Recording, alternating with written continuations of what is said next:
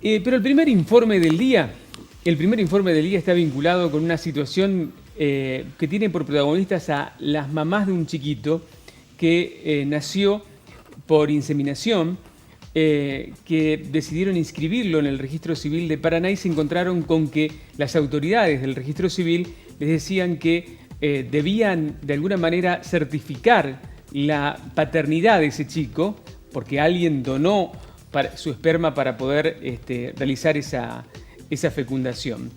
El tema en discusión a partir de ahí fue: ¿corresponde que lleve los nombres, los apellidos de las dos madres o el apellido del padre donante?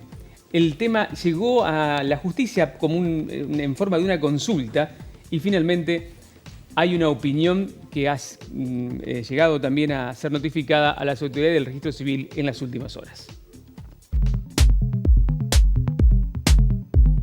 Agustín y Valeria son pareja y viven en Santa Elena. El año pasado decidieron ser madres y consiguieron un donante de esperma. Agustina quedó embarazada mediante una inseminación casera y el 27 de junio pasado nació Ciro. Intentaron anotar al nene ante el registro civil con los apellidos de ambas, pero no se les permitió.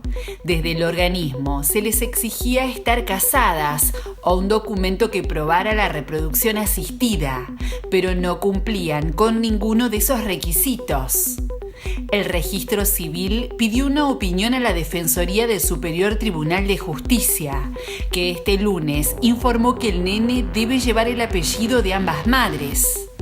Ahora el registro civil convocará al donante para que firme una declaración jurada y aporte antecedentes clínicos familiares, por si el niño en algún momento de su vida requiere acceder a esa información. El caso es inédito a nivel nacional, generó un profundo debate en diferentes ámbitos y seguramente abrirá un camino para resolver futuros casos.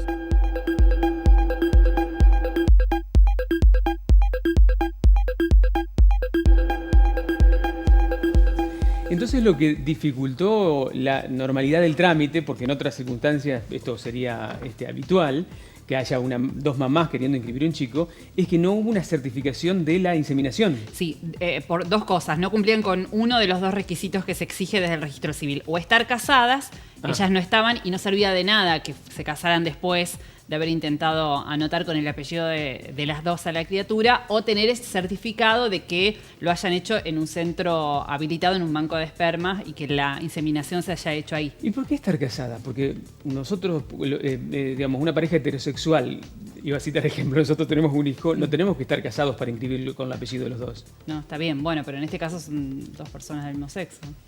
Pero supuestamente la ley de matrimonio igualitario iguala las condiciones en todo sentido. Está bien, pero vos tenés que descartar la posibilidad de que haya alguien que pueda venir a reclamar filiatoriamente por eso, ese es el segundo por esa tema. criatura, Ajá. claro. Porque en este caso, esta persona que donó el esperma no es considerada el padre. No hay que utilizar la palabra padre, sino que es una persona que aportó el material genético.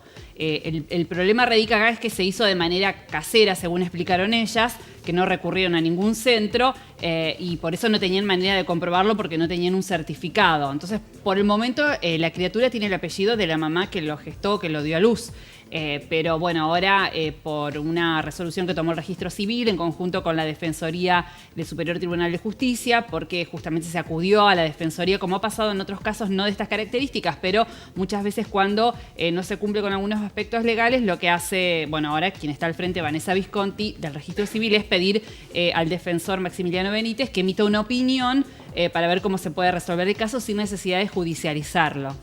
Y en este caso lo que se aconsejó, o la opinión que se emitió, es que la criatura lleve el apellido de las dos madres y que la persona que donó el esperma sea considerado justamente un aportante de material genético, que no va a tener justamente ningún derecho a reclamar nada por la criatura, ni siquiera tampoco va a tener ninguna responsabilidad, ninguna obligación de manutención, en ninguna cuestión legal que lo vincule. ¿Lo iguala a un caso de una inseminación artificial? Lo iguala. Y es tradicional? inédito. La verdad es que es inédito acá en la provincia de Entre Ríos. Para mí era inédito que no tuviera que se haga de manera casera. No sabía que existía una posibilidad de hacer una inseminación sin la participación de un médico. Claro, bueno, claro, eso es lo que ya explicaron, que, o sea, no hubo una relación sexual entre el donante y la señora que terminó embarazada y que gestó ese bebé, sino que ya lo que hicieron es una inseminación, obviamente, a partir de la donación que hizo esta persona del esperma. Sí, es llamativo, pero parece que cada vez es más común en la Argentina. Al menos esa es la explicación que ellas dieron de cómo se gestó este bebé. Qué bárbaro, porque ese es otro tema, ¿no?, para analizar también. Porque no sé si una inseminación si es caro, supongo que sí, que debe ser caro. Que es bastante caro. Pero cómo se puede hacer y porque muchas veces conocemos casos de parejas que intentan una y otra vez la inseminación y no, por decirlo en términos coloquiales, no prende. Y en este caso lo hicieron de manera casera y anduvo. Sí. ¿Y funcionó bien? Bueno, y otra de los datos también llamativos o innovadores es que van a convocar a la persona, al donante, desde el registro civil, y así también lo sugirieron desde la Defensoría del Superior Tribunal de Justicia, primero para contarles esta resolución que se tomó, después también para que haga una declaración jurada, justamente en donde pueda dejar primero sus datos, los datos de esta persona, por si en algún momento es necesario convocarlo, y después que también deje información respecto a la historia clínica familiar o de alguna enfermedad que podría haber padecido, que quede un legajo, como pasa así en los centros en donde están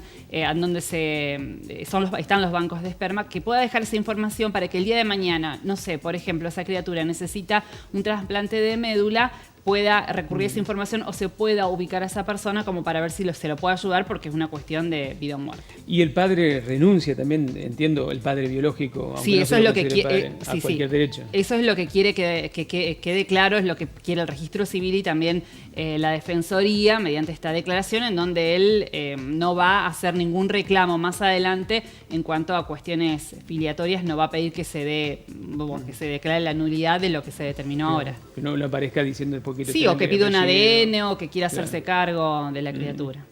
La verdad que es un caso bastante inusual, inédito, como decíamos, por los antecedentes y por las condiciones en las que se dan. No es la primera vez que una pareja del mismo sexo decide bautizar a su hijo con los apellidos de los dos padres o de las dos madres. Acá lo que complicó el trámite, la realización del trámite es esto, las condiciones en las que se realizó. Primero, que no era matrimonio, y segundo, que la gestación no se hizo por la manera científica tradicional. Exacto. Sino que se eligió otro camino, que si es habitual, como se dice, puede llegar a abrir a partir de ahora un antecedente para otras parejas que le pasan. Sí, hoy Vanessa Visconti, la titular del registro civil, también me pedía prudencia respecto a esto, de decir, bueno, esto puede abrir la posibilidad para que haya otros casos. Dice, este es un caso muy particular, que tuvo, por supuesto, sus particularidades y que en este caso se lo analizó puntualmente y, de hecho, también intervino la justicia, por suerte sin necesidad de judicializarlo, y se tomó esta determinación.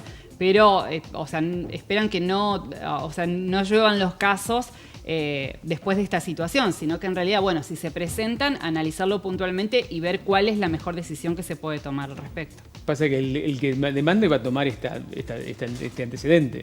Si llega en un momento a decirle no a alguna pareja, van a decir, bueno, pero a ellos le dijeron que sí. Se sienta un precedente, lo quiera Vanessa Visconti, no sienta un precedente. No judicial, pero sí un antecedente, ¿no?, a la hora del trámite. Lo que me parece que hace, ¿no?, es igualar las condiciones con respecto a otro caso que se haya hecho por la vía científica tradicional. Porque claro, no cambia nada más. Sí. En cuanto a los derechos.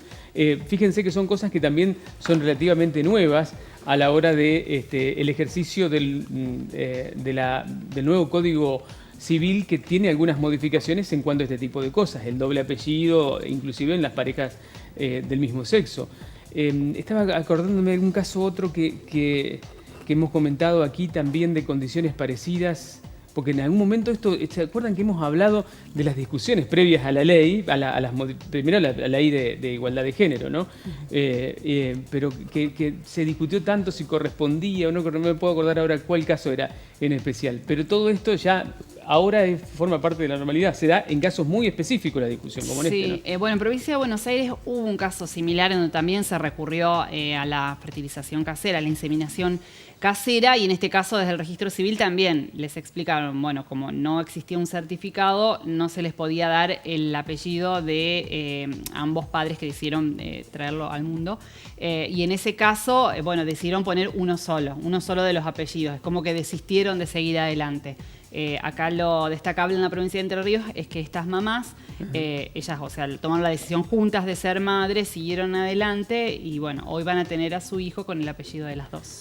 Impresionante. Me acordé de otra cosa en el marco de esto, de un capítulo aparte. Este fin de semana se conoció la novedad de que Monseñor Aguer, que es el arzobispo de La Plata en Buenos Aires, decidió, iba a utilizar el verbo decretó, me parece que es una resolución del arzobispado a su cargo, que en las escuelas públicas de gestión privada dependientes del arzobispado de La Plata no se enseñen algunas cuestiones de la ley de educación sexual, como por ejemplo esto de la identidad de género, que no se enseñen, porque la Iglesia no los reconoce como tal. Me preguntaba, aquí en Entre Ríos, ¿cómo se enseña eso en las escuelas? ¿Se aplican todos los contenidos de la ley de educación sexual tal cual fue aprobada? En las públicas seguro que sí. No, en las escuelas públicas de gestión privada, en las escuelas confesionales. No ¿Cómo creo. se enseña? Porque a mí me llamó la atención que tal vez lo que pasó acá de diferente fue que Monseñor Aguer lo escribió y lo informó escrito, pero en general, en las escuelas, ¿cómo se tratan estos temas? Porque evidentemente no coincide lo que dice la ley con respecto a lo que la Iglesia declama, lo que la Iglesia enseña. Hay términos, entonces, ¿cómo se maneja esa cuestión? Bueno, por ahí nos podrán decir los papás que tienen a los chicos en edad escolar en las escuelas públicas de gestión privada. Yo imagino que no, y de hecho los papás ya lo saben. Si quieren que a sus hijos en una escuela se les hable de la identidad de género y todo esto que es relativamente nuevo para algunos, van a tener que enviarlos a otra escuela.